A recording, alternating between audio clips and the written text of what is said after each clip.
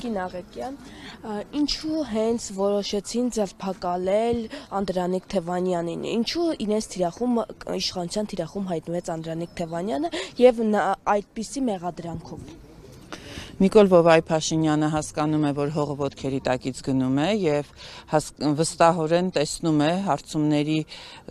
հարցումներն էլ, սոցիոլոգիական հարցումների պատասխաններն էլ վկայում են, որ ՔՊ-ին և Նիկոլին արդեն մեր քաղաքացիների զգալի մասը միայն մերժում է, անարգում է, հասկանալով, որ իշխանությունը արդեն իր ձեռքից գնում է և ինքը կանգնելու է, դավաճանի խարանը ունենալով կանգնելու է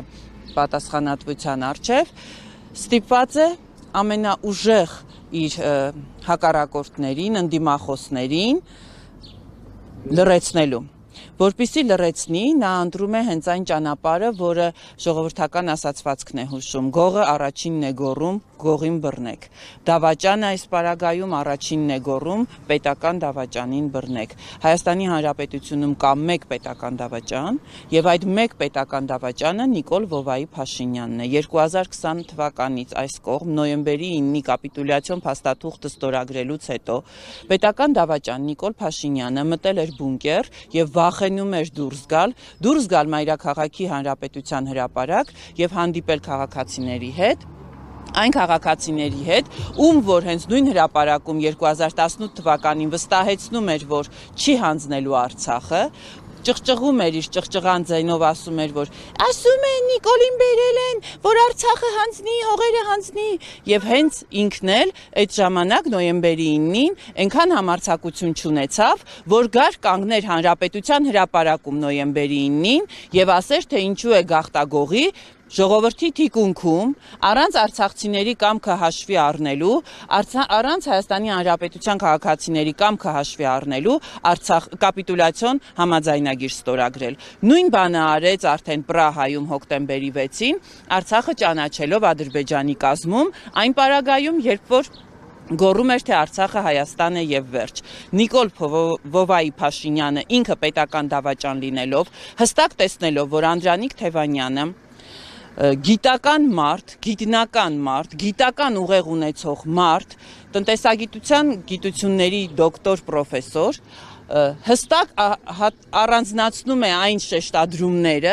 որոնցով պետք էր թիրախավորել Նիկոլին, ճիշտ թիրախավորել Նիկոլին, եւ այդ ազդակները մեր քաղաքացիները տեսնում էին։ Քաղաքացիները հասկանում են նաեւ քաղաքական գործիչներից ով է ավելի անկեղծ եւ ով է ավելի շատ քաղաքացիների խնդիրներով զբաղվում, եւ տեսնելով, որ կոնկրետ եւ Մայր Հայաստանի եւ այս պարագայում, քանի որ Մայր Հայաստանը առաջարկ Հայաստանին ծրագրով Բարգավաճ Հայաստան կուսակցության հետ է մասնակցում եւ օրեցօր գնալով վարկանիշը ավելի է բարձրանում, փորձում է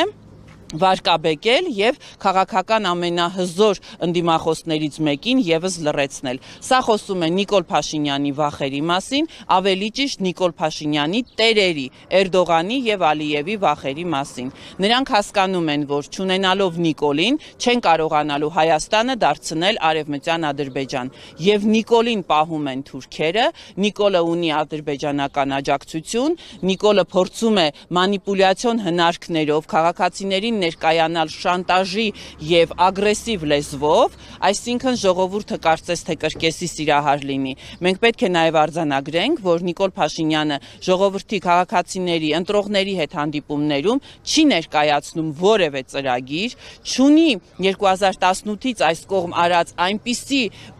գործեր, որոնցով կարող է վստահորեն ներկայանալ եւ ասել, գիտեք սիրելի քաղաքացիներ, Արցախը այսօր ծաղկում է, մենք այսօր եռաբլուրում հազարավոր զոհեր չունենք, ռազմաքաղաքական մեր վերնախավը Արցախի այս պահին Թուրքի բանտում չէ, մենք այսօր հազարավոր տղաներ չունենք հաշմանդամ, անհետ կորածներ չունենք, Հայաստանում տնտեսական աճ է գրանցվել, արտաքին պարտքը չի գերաճ տվել եւ չի շատացել, մենք պարգևավճարներ չենք ստացել, Գյումրիից քայլող թափառախումբը, որի անդամները սոված թափառախմբի անդամներ էին, այսօր միլիարդա տերեր չեն դոլարային։ Նա չի կարող այդ ամենը ասել։ Ստիպված է ընդամենը ընդդիմախոսներին լռեցնելով, որպեսզի Էրդողանի եւ Ալիևի վախերը բռնի եւ ասի, որ դե գիտեք, ես ընդդիմախոսներին լռեցնում եմ եւ փորձում եմ ստեղծել հնարավորինս շուտ Արևմտյան Ադրբեջան։ Միայն թե ինձ պահեք իշխանության։ Սա է Նիկոլ Փաշինյանի այն հրահանգի